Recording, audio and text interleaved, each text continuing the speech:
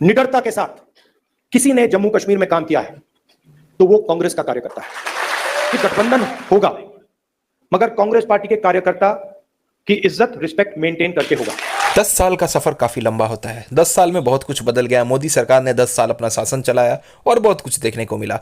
और साथ साथ 370 के हटने के बाद, एब्रोगेशन के बाद, अब जम्मू और कश्मीर में पहला चुनाव होने वाला है। और राहुल गांधी जी ने अपना पहला विजिट, अपना पहला ऑफिशियल इलेक्शन टूर भी कश्मीर का कर चुके हैं। और आज वो मल्लिकार्जुन खड़गे के साथ, केसी वेणुगोपाल के साथ, प्रदेश अध्यक्ष के साथ मिलकर वहाँ पर बहुत सारे कार्यकर्ताओं के साथ मिलने वाले हैं। और हमें जो सूत्रों के अनुसार खबर मिल रही है कि वो नेशनल कॉन्फ्रेंस के साथ, जो फारूक अब्दुल्ला की पार्टी है, उसके साथ वो अलायंस करने वाले हैं।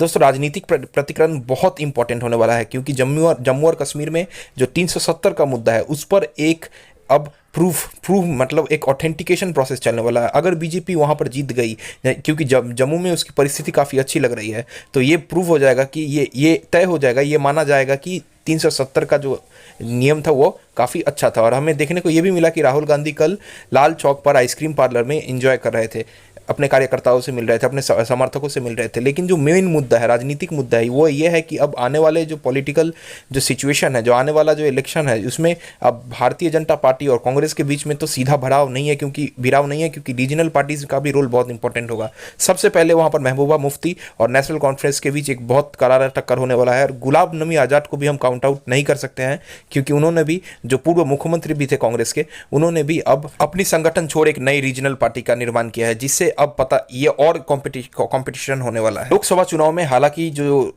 चुनावी प्रकरण था, जो इलेक्शन परसेंटेज था, जो वोट परसेंटेज था, उसमें कांग्रेस और नेशनल कॉन्फ्रेंस सबसे बड़े पार्टी थे। उन्हें कांग्रेस को 19% और नेशनल कॉन्फ्रेंस को 21% वोट शेयर का मतलब मिलने का एक बहुत बड़ा इससे रोल पता चलता है कि अब इलेक्शन में उन दोनों का जो अलायंस है ये काफ़ी मजबूत है। लेकिन जम्मू के सीटों में, जहाँ पर हिंदू पॉपुलेशन का जो मेजोरिटी है, उस बेल्ट पर बीजेपी बहुत मजबूत है। और साथ ही साथ हमें ये भी मिला है खबर कि वहाँ के लेफ्टिनेंट जनरल जो मनोज सिन्हा है, उनके अंदर बहुत ऐसे जो ऑफिसर है, जिसको खुद उमर अब्दुल्ला ने उन्होंने ही कंप्लेन किया है कि बड़े बड़े ऑफिसर्स को तबादला किया गया है, जो कि इलेक्शन से पहले किया गया है। और ये हमें नहीं भूलना चाहिए कि इलेक्शन तीन अलग अलग फेरों में होने वाली है, तीन बार 3 मुद्दों के साथ होने वाली है।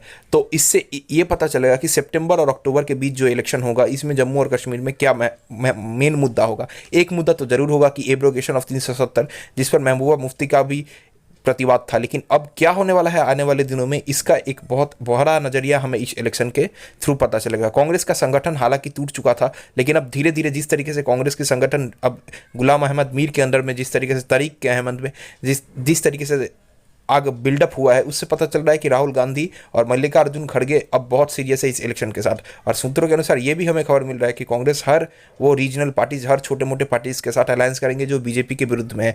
लेकिन अब ये जानना बहुत इंपॉर्टेंट हुआ कि गुलाम नबी आज़ाद, जिन्होंने पूरे संगठन को तोड़ दिया था, पूरे संगठन को तोड़कर वो चले गए थे, उनके बहुत इंपॉर्टेंट एलीज, उनके बहुत इंपॉर्टेंट नेता अब कांग्रेस में फिर वापस आ गए हैं, जिससे कांग्रेस कंसोलिडेट कर रही है। लेकिन अब आने वाले दिनों में ये किस तरीके से आगे बढ़ेंगे ये बहुत ज़रूरी है, क्योंकि कुछ सीटों पर नेशनल कॉन्फ्रेंस और कांग्रेस के बीच बहुत ज़्यादा टक्कर चल रही है। और प्रदेश अध्यक्ष जिस सीट पर लड़ना चाह रहे हैं, उसी सीट को लेकर तर्क हो रहा है। तो इसके लिए अब आने वाले दिनों में बहुत सारे अपने जो मनभेद है, उन्हें मिलाकर अब कांग्रेस और नेशनल कॉन्फ्रेंस किस तरीके से बीजेपी का सामना करती है, ये बहुत इंपॉर्टेंट होगा। क्योंकि जगन किशन रेड्डी को वहाँ पर जेके रेड्डी को वहाँ का अध्यक्ष बनाया गया है, जो वहाँ पर एक बहुत बड़े रोल के साथ गए हैं। और नेशनल सिक्योरिटी के साथ साथ जो अनेक मुद्दे हैं, टेररिज्म का मुद्दा है, ये सब देखने के साथ साथ हमें पता चलेगा कि आने वाले इलेक्शन में किसका पलड़ा भारी है। आशा करता हूँ मेरा ये रिपोर्ट आपको अच्छा लगा। कृपया आप मेरे चैनल को सब्सक्राइब करें और मेरे ऐसे ही नए पॉलिटिकल रिपोर्ट्स के लिए मेरे साथ एसोसिएटेड रहें। जय हिंद, जय भारत।